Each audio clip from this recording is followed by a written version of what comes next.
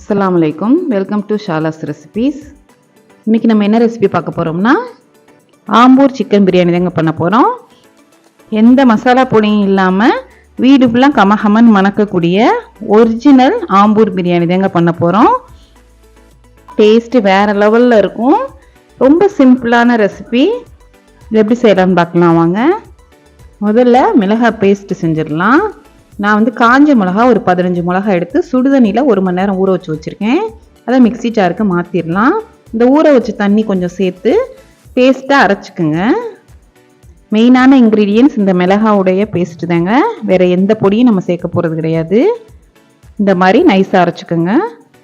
ஒரு ஓரமாக வச்சிடலாம். இப்போ நான் மஞ்சட்டியில் தான் பிரியாணி செய்ய போகிறேன். 3 இல்லைன்னா 4 டேபிள் ஸ்பூன் ஆயில் சேர்த்துக்கலாம். இதில் 3 பட்டை, 5 கிராம்பு, 5 ஏலக்காய். இதில் நம்ம கரம் மசாலாம் சேர்க்க போகிறது கிடையாது. அதனால நீங்கள் கூடவே சேர்த்துக்கோங்க. 2 பெரிய வெங்காயத்தை நீளமாக கட் பண்ணி வச்சுருக்கேன். அதையும் சேர்த்துக்கலாம். இப்போ வெங்காயம் வதங்குறதுக்கு 1 டீஸ்பூன் கல்லுப்பு சேர்த்து நல்லா மிக்ஸ் பண்ணி விட்டுட்டு கொஞ்சம் இது வேகிற வரை மூடி வச்சுக்கோங்க. வேகட்டும். இப்போ வெந்துருச்சு. இதில் 3 டேபிள் ஸ்பூன் இஞ்சி பூடு பேஸ்ட்டு சேர்த்துக்கிறேன். நான் இஞ்சி பூடு பேஸ்ட்டு கொஞ்சம் அதிகமாகவே சேர்த்துக்கோங்க. அப்போ தான் நமக்கு டேஸ்ட் நல்லாயிருக்கும். ஆம்பூர் பிரியாணியை பொறுத்த வரைக்கும் இஞ்சி பூடு கொஞ்சம் அதிகமாகவே சேர்த்துக்கோங்க. இந்த பச்சை வாடை போகிற அளவுக்கு நம்ம வேக வச்சுக்கலாம். தக்காளி, வெங்காயம், இஞ்சி பூடு பேஸ்ட்டு எல்லாமே நமக்கு பிரியாணிக்கு நல்லா வெந்து வரணும். அப்போ தான் டேஸ்ட் நல்லாயிருக்கும். மீடியம் சைஸ் தக்காளி 3 தக்காளி எடுத்திருக்கேன். தக்காளியும் நல்லா வதங்க விட்டுடலாம். இந்த மாதிரி மிக்ஸ் பண்ணிக்கோங்க. மிக்ஸ் பண்ணிவிட்டு ஒரு மூடி போட்டு மூடி வச்சுருங்க. நல்லா வதங்கட்டும். அவ்வளோதாங்க, வதங்கிருச்சு. இப்போ நம்ம அரைச்சி வச்ச அந்த மிளகாய் பேஸ்ட்டை சேர்த்துடலாம். நான் 4 டீஸ்பூன் சேர்த்துருக்கேன். 4 டீஸ்பூன் சேர்த்து நல்லா மிக்ஸ் பண்ணிக்கோங்க. இது ஒன்று தான் நம்ம காரத்துக்கு சேர்க்குறது, வேறு எதுவுமே கிடையாது. மிச்சத்தை நீங்கள் ஃப்ரிட்ஜில் ஸ்டோர் பண்ணி வச்சுக்கலாம். வேறு எதுக்கும் நம்ம யூஸ் பண்ணிக்கலாம். இப்போ ஒரு கை புதினா, ஒரு கை மல்லி, 2ஐயும் சேர்த்து நல்லா வேக விட்டுக்கோங்க.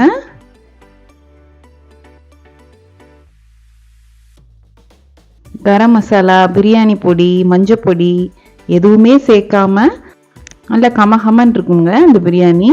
இதில் 1/2 கப் தயிர் சேர்த்துக்கோங்க. 1 டீஸ்பூன் லெமன் ஜூஸ் சேர்த்து நல்லா மிக்ஸ் பண்ணிக்கலாம். அவ்வளோதாங்க, நம்ம இன்க்ரீடியன்ட்ஸ் எல்லாமே சேர்த்தாச்சு. இதை நல்லா வேக விட்டால் போதும். ஆயிலில் நல்லா குக் ஆகட்டும். ஒரு 3 நிமிஷம் மூடி வச்சுருங்க. இப்போ க்ளீன் பண்ணி வச்ச சிக்கனை நம்ம சேர்த்துடலாம். நான் 1/2 kg சிக்கன் எடுத்திருக்கேன். அதையும் நம்ம சேர்த்துடலாம். அதுக்கு தேவையான 1 டீஸ்பூன் உப்பு, கல் உப்பு தாங்க சேர்த்துக்கிறேன். சேர்த்து நல்லா மிக்ஸ் பண்ணிக்கோங்க. மிக்ஸ் பண்ணிவிட்டு நான் தண்ணி எதுவுமே சேர்க்கலை. ஏன்னா அந்த சிக்கன்லேயே தண்ணி வரும், அதுவே நமக்கு குக் ஆயிரும். ஒரு 15 நிமிஷம் மீடியம் ஃப்ளேமில் குக் பண்ணிக்கிறேன். நான் பாருங்கள், தண்ணி விட்டுருக்கு. நான் தண்ணியே சேர்க்கலை. இப்போ நல்லா மிக்ஸ் பண்ணி விட்டுட்டு 1 கப் சீரக சம்பா அரிசிக்கு நான் 1.25 கப் தண்ணி சேர்த்துருக்கேன். நல்லா சூடாக கொதி தண்ணியாக சேர்த்துருக்கேன். அப்போ தான் நமக்கு சீக்கிரம் பாயில் ஆகும். அதுக்காக நான் இந்த சிக்கன் வேக வச்சது 1/4 மணி நேரம் தாங்க குக் ஆயிடுச்சு. அதுக்கப்புறம் நான் பாயில் பண்ண தண்ணி சேர்த்துருக்கேன். இதுக்கு தேவையான அளவு 1 டீஸ்பூன் உப்பு. டோட்டலாக இதில் 2 டீஸ்பூன் கல் உப்பு சேர்த்துருக்கேன். நீங்கள் இந்த கிரேவியை குடிச்சு பார்த்துக்கோங்க. உப்பு பத்தலைன்னா நீங்கள் சேர்த்துக்கலாம். ஹாட் வாட்டர் ஊற்றினால நமக்கு குயிக்காக பாயில் ஆயிடுச்சு.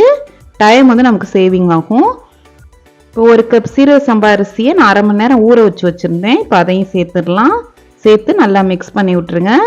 இது கொஞ்சம் கொதிக்கணும், கொதி வரட்டும். இப்போ கொதிச்சிருச்சு.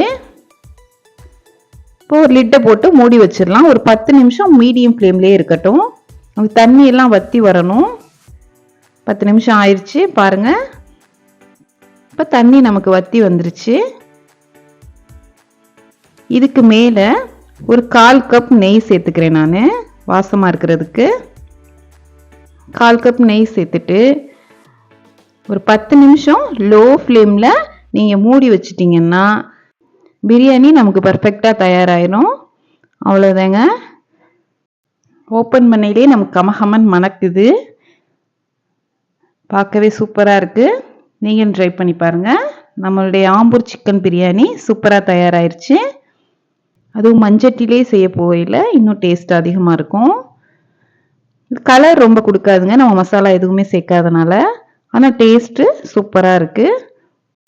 சிக்கன் தான் நல்லா வெந்து அதோடைய ஜூஸ் எல்லாம் இறங்கி பிரியாணி வேறு லெவலில் இருக்கும். நீங்களும் ட்ரை பண்ணி பாருங்கள்.